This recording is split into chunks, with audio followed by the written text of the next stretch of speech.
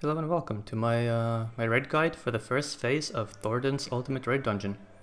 I found all the other guides to be a little convoluted and messy, so I made a more clear guide for this, just to help really visualize how the mechanics are. So let's get started. You want your tanks to be around this square here, because it's easier to center out the boss at the start. You will just use your range to pull them and stack them together. Very simple stuff, not much to really worry about. Tomahawk. I run in because I'm greedy, but that's okay. No, see, they're perfectly stacked, exquisite. Now first it's gonna be this raid wide. We just mitigate it. I hit reprisal and pretend I'm a tank. There we go. Very easy stuff. And now the main tank, that's me, is going to be the victim this whole time and taking all the downtime. So I grab the tether and I move with the party and I in one. As you can see, there was this donut AoE here, so the entire group wants to be inside this donut while I'm here contemplating my life choices. You can count all the GCDs you miss during this to help pass the time. It's kind of like counting sheep, but a little more depressing.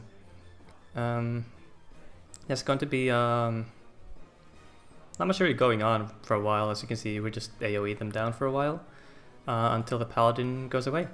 And this is the first real mechanic of this fight, hybrid dimensional slash. So 4 people are going to have these markers on their heads, and in our strat they will go on the A, B, C, and D markers, and just kind of hang out. You can optimize for uptime here if you're a nerd, but you know, really parsing, really. Anyway, now as you can see, here I have the marker on my head. It's very easy to miss, I don't know why, but it's there if you just look hard enough. And there I go to my spot. Our markers are set so that this is like the closest you can be. And there we go, you bait the beams and now you're done. Now the paladin's gonna come back and it's gonna be Faith Unmoving. Because this unmoving, I use arm's length, so I don't move. Forehead. And yeah, I will also be doing the downtime version of this, because again, parsing really does that. So I simply arm's length. I wait to see which side the paladin goes on. He goes left, so I go right because I'm contrarian. And I just gonna chill here. You just stand here in this spot and you spam your defensives. I throw a tomahawk, just pretend that I'm helping.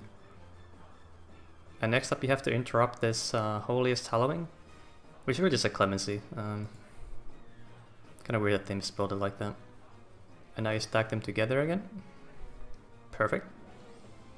And we're gonna get the second mechanic, which is PlayStation.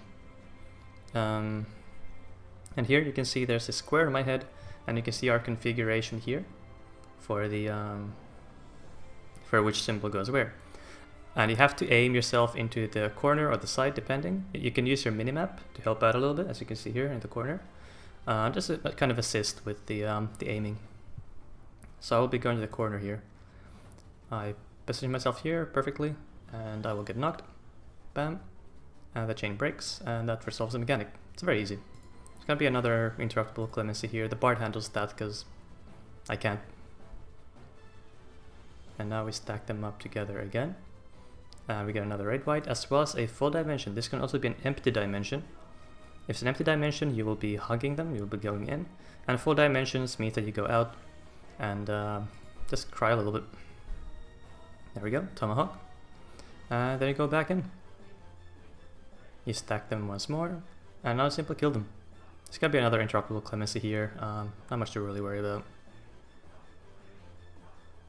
Now, if you have good DPS, you can kill them about here already, before this raid wide happens, but even though I was playing perfectly, obviously, we had some DPS issues, kind of weird, but not much to worry about. And now we get the transitional phase. We're doing the uptime strat here, because it's more fun that way. Not really because we care about DPS, again, that's kind of weird. Now we see Harshafant here. Harshafant can be quite easy to miss, and that's why I have this little trick here. If you see these eggs, Harshafant will always be next to the eggs. This is like a minor HUD optimization that I did just to help out. Just so I don't miss him.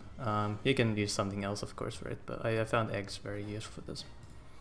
And while you're watching Harshafant die, you get hit by this Protean wave, because I was the first. We go in pairs, and I get this debuff, and once this debuff expires, I will snapshot a puddle underneath me, so it expires right now when the next protein waves go off, and now I just stack with the group.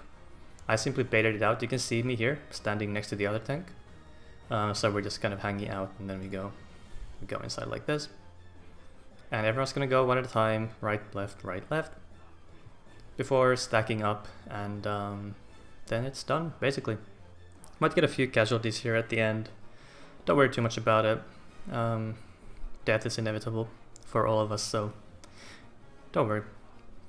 And then at the end, you can see our healer here is showing her appreciation for our bard by jumping on his corpse. Just, you know, it's a token of gratitude.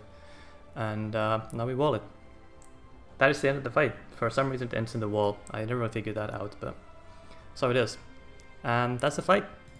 Thank you so much for watching my guide. I hope this helps you clear Thordan's Ultimate Raid Dungeon.